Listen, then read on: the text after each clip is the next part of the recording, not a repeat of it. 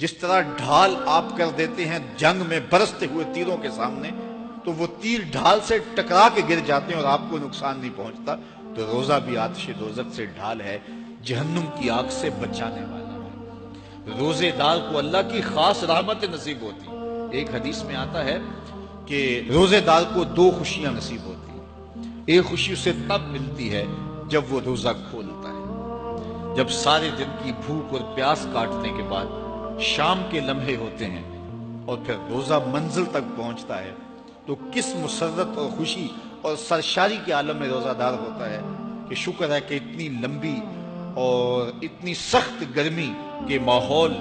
کی شدت کے باوجود اللہ تعالیٰ نے مجھے روح منزل کیا، تو اس وقت ایک احساس اس کے ساتھ جڑا ہوتا ہے، اور پھر جب وہ ٹھنڈا اور میٹھا مشروب اپنے کام و دہن میں ٹپکاتا ہے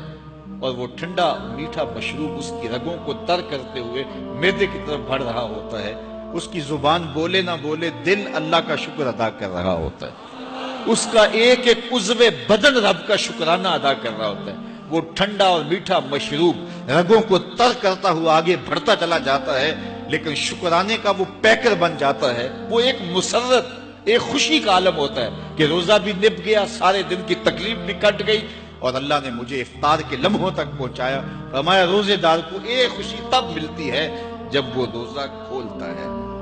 وَفَرْحَةٌ عِنْدَ لِقَاءِ رَبِّهِ، اور دوسری خوشی روزہ دار کو تب ملے گی جب روزے کے صلے میں اللہ اپنا دیدار عطا فرمائے۔ بنی آدم کے جتنے بھی عمل ہیں 10 سے لے کر 700 گنا تک اس کا ثواب اولاد آدم کو اس کا دیا جاتا ہے۔ جتنا گڑ ڈالو اتنا ہی میٹھا، تو بعض کو 10 گنا، بعض کو 70 گنا، بعض کو 100 گنا، بعض کو 700 گنا، تو 10 سے لے کر 700 گنا تک بندے کے اعمال کا صلہ دیا جاتا ہے۔ لیکن میرے حضور نے فرمایا لیکن روزہ جو ہے اللہ فرماتا ہے وہ میرے لیے ہے اور اس کا اجر میں خود عطا کروں۔ جب وہ خود عطا کرے گا تو کتنا عطا کرے گا؟ سخی اتنا بڑا ہو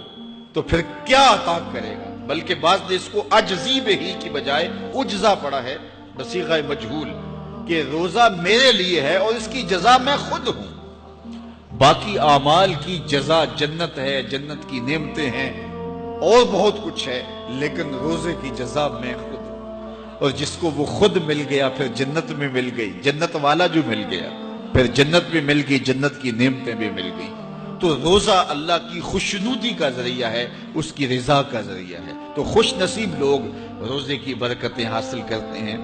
اور ایک روایت میں آتا ہے جب رمضان المبارک کا آغاز ہوتا ہے اللہ اہل ایمان کو، اپنے بندوں کو محبت کی نظر سے دیکھتا ہے، اور اللہ جس کو محبت کی نظر سے دیکھ لے پھر اسے کبھی عذاب نہیں دے گا۔ اللہ اکبر۔ تو یہ روزہ دار کے لیے اللہ کی کرم نوازیاں ہیں، اللہ کی رحمتوں کے اجالے ہیں جو اس کے اوپر برستے ہیں۔ تو میں اور آپ اس ماہ انور کو، اس ماہ نور کو اس طرح سے گزاریں کہ ہمارے اندر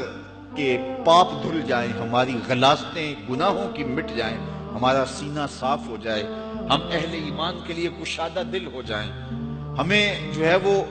جھوٹ سے، تکبر سے، بخل سے، ریا سے اور دیگر امور بد سے اجتناب کرنے کی عادت پڑ جائے۔ روزہ جو سکھانا چاہتا ہے ہم وہ اس سے سیکھ لیں، اور روزے کی برکات ضبط نفس کی صورت میں ہمیں نصیب ہو جائیں، تو ہم روزے کے بعد بھی، ماہ سیام کے گزرنے کے بعد بھی ایک نئی زندگی لے کر، ایک تازگی لے کر، ایک نور و روشنی لے کر کے جو ہے وہ معاشرے کے، اسلامی معاشرت کے ایک اہم فرد کی صورت کے اندر جو ہے وہ سامنے آئیں۔ تو اللہ اس ماہ سیام کی برکتیں ہمیں نصیب فرمائے۔ ہر سال مہینہ آتا ہے، گزر جاتا ہے،